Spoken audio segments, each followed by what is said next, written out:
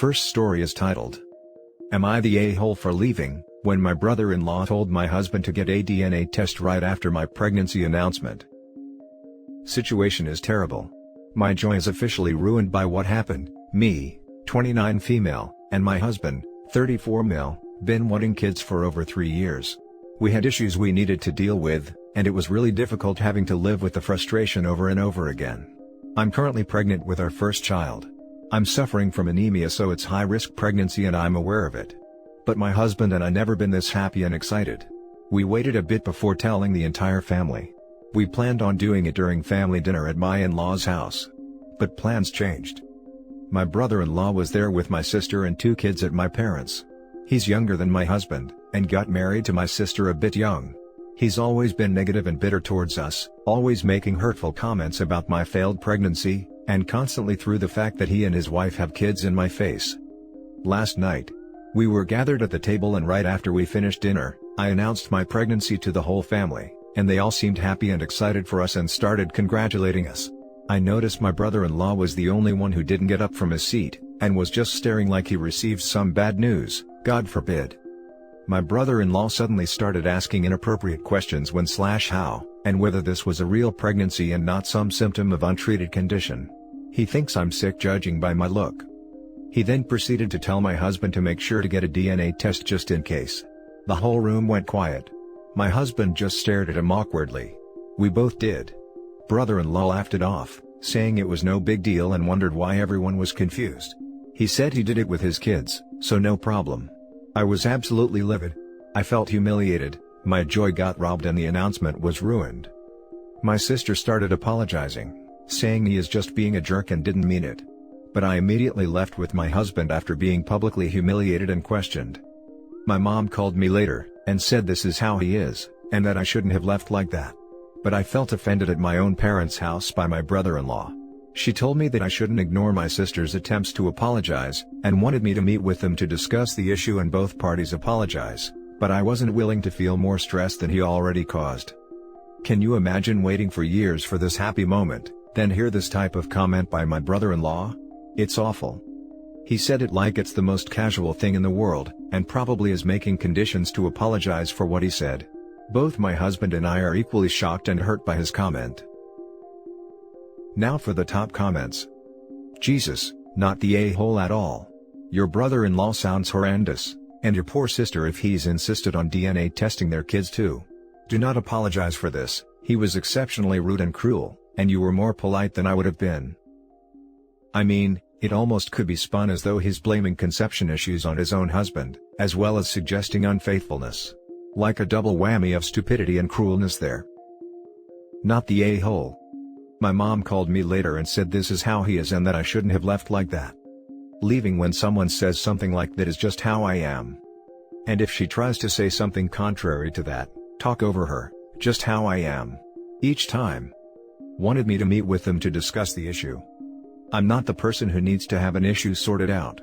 I am having nothing to do with him, until I have a reason to believe his issues have been addressed, and fixed. If you have a problem with us having no relationship, take it up with him. I am no longer speaking about this topic. Actually, the part that bothers me is, she told me that I shouldn't ignore my sister's attempts to apologize, and wanted me to meet with them to discuss the issue and both parties apologize. I don't think OP did anything wrong. She doesn't need to apologize, and she shouldn't. That said, I think the situation is, so long as her sister is married to this guy, her parents are going to keep hosting him at family events so as not to lose their daughter and grandchildren.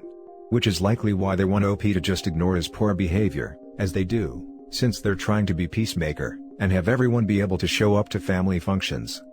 They don't want having brother-in-law there to cost them OP and her family either, but they also know brother-in-law is the a-hole, and they can't really stop him from being the a-hole he is. That's why they need OP to be okay with it, since brother-in-law is unreasonable, and they know that if him being a gentleman is a condition of OP being over, they'll lose OP's family. But they don't want to lose sister's family either. Her parents absolutely could have handled it better, but assuming OP loves her sister despite her marrying an a-hole, and still wants to be at events with sister and parents, she needs to think about how she is going to handle things. Is she willing to just be rude to him back and deal with him being there? No? Then what happens? I don't have a real answer for her here. It sucks sister married this a-hole, and stays married to him. But I'm not sure isolating sister would help. He may not be that great to her either? I don't know. Not the a-hole. My sister started apologizing saying he is just being a jerk and didn't mean it. Didn't mean what? To say that you're unfaithful? My mom called me later and said this is how he is and that I shouldn't have left like that. Just because that's how he is doesn't actually mean you have to put up with it, and it infuriates me whenever someone uses that excuse. He's like that because people just tolerate his BS. You don't have to, especially when he just accused you of cheating on your husband in front of your entire family. You're right, I don't understand how is that somehow my fault. Yes, my family seemed to be accepting of this behavior and enabling it, then blame me for how I react. My mom loves my sister and can't stand to see her upset, so that explains why the family is accepting of this. Now for the next story. Am I the a-hole for telling my son, too bad, about having to do a 30-day jail sentence? I have 4 sons, 2 with my ex. I've been divorced from her since my oldest, Cody, was 10. We co-parented well until he turned 14 and was starting high school. He and his mother wanted him to go to a local school, Venice High, whereas I wanted him to go to private school. The odd thing is that, my ex and I live in a very nice area, but the families often send their kids to private schools for high schools because they can afford it. Therefore, the local high school has a lot of empty seats, and brings in kids who couldn't behave in their own schools. The local school is basically ghetto. There wasn't much I could do since my son was 14, and my ex was assuring me he wouldn't fall into the wrong crowd and I was simply stereotyping. My son thought Venice would be easier and he could walk home from school. Lo and behold, by the time Cody turned 18, he dropped out of high school and became a pothead.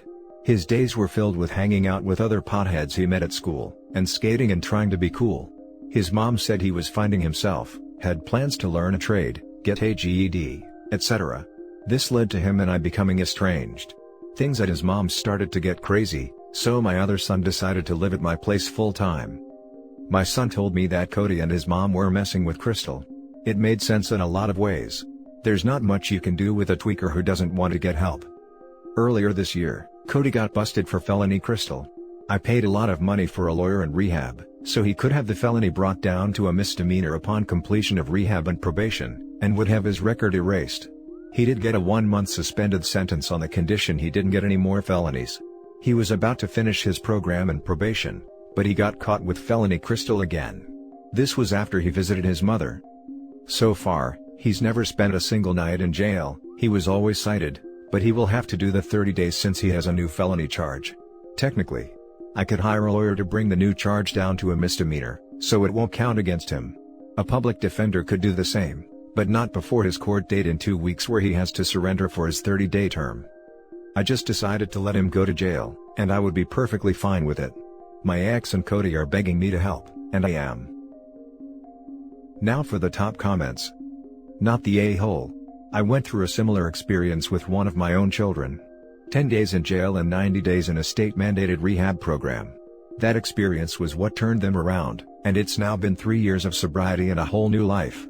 They have to sit at the bottom of the well for a while, before they're ready to start climbing out. And even then, they have to do the work.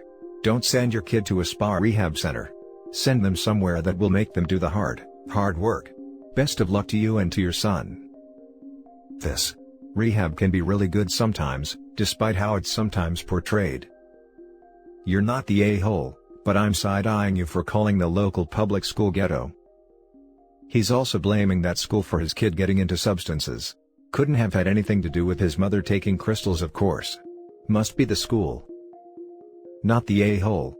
Clearly being supportive didn't work. Time for tough love. Once he's done, he needs to get away from wherever it is you live. It sounds like he needs change of community. ASAP. Now for the last story. Am I the a-hole for not allowing my wife to send our son away for what he said to her? 2 weeks ago, my wife's parents passed away in a car accident. Her father was 65 and her mother was 63. My wife has been completely devastated since. She is an only child and was extremely close to her parents. They were wonderful people and I also grieve their loss.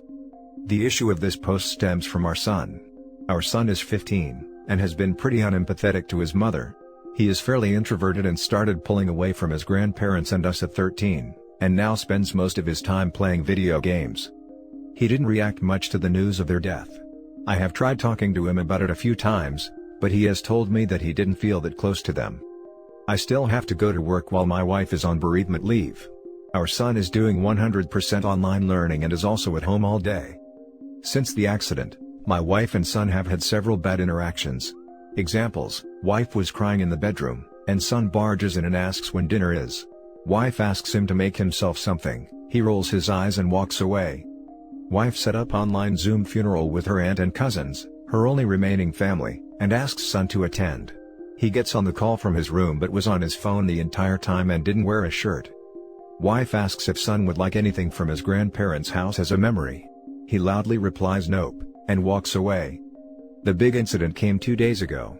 I was at work when my wife called me sobbing. What happened is that, she was in the living room playing some old videos with her parents when son comes in. He asks to use the TV to play a video game, and she says to give her an hour.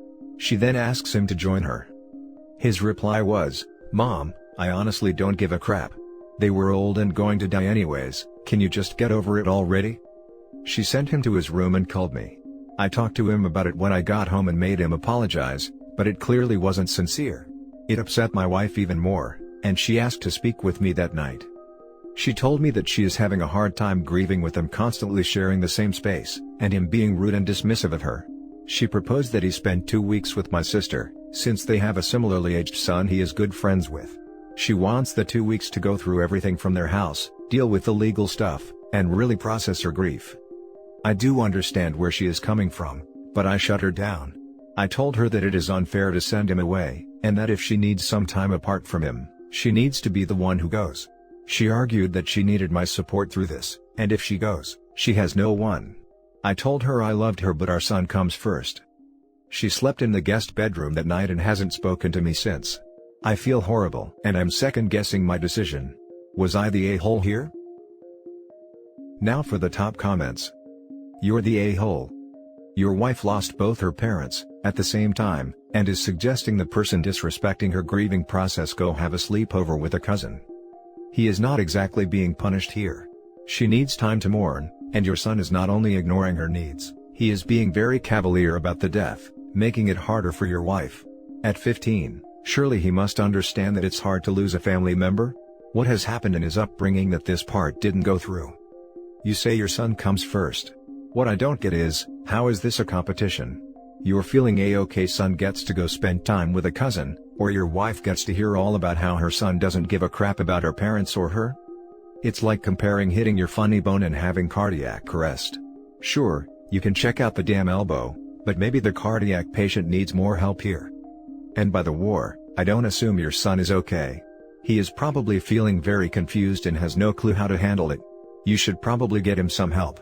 But from your title, I assumed your wife was insulted by his attitude and wanted him out permanently. This is nothing. Let the woman grieve. Seriously. I understand prioritizing a child in difficult situations, but this is a case of a minor inconvenience for the son, who can still do his online school anywhere and gets a fun bonus of hanging out with his cousin, versus your horribly devastated wife's situation, being made significantly more difficult with having to be out of her home, while trying to grieve and handle an estate. OP is a huge a-hole here if he can't see that. Send the kid to his cousins for 2 weeks, and put him in freaking therapy when he gets back. Even the most angsty of teens understand not to be a douche to someone who is grieving. You're the a-hole. Your son is being intentionally hurtful and disrespectful. This means your wife is not the problem. On top of that, she is the one experiencing the grief. Did her parents reject your son in any way? He isn't being just disrespectful but obviously hostile. Or mental. This 15-year-old kid is showing absolutely no empathy at all. It's kind of chilling, and definitely off-putting. You're the a-hole. First of all, your wife needs space from the kid. Second of all, why the hell is that kid not already in intensive therapy? He told his mom to get over their death because they were already old. And you see no major issue with that? Your son needs medication and therapy immediately. Edit. I apologized to my wife and called my sister. My son is going there for the 2 weeks, leaving tomorrow. I'd appreciate if you all stop calling him such horrible names based on this one post. I recognize that this behavior clearly isn't as normal as I thought it was. I was really similar as a kid. And just ended up getting over myself as an adult. I'm looking into some child physiologists for my son and some couples therapy for my wife and I. She hasn't forgiven me yet, but no, she isn't divorcing me. Thank you for your comments. And that's it for this video, guys. If you have thoughts to share, leave a comment below. Don't forget to hit like and subscribe if you like this content. I'll catch you in the next one. Good day, everyone.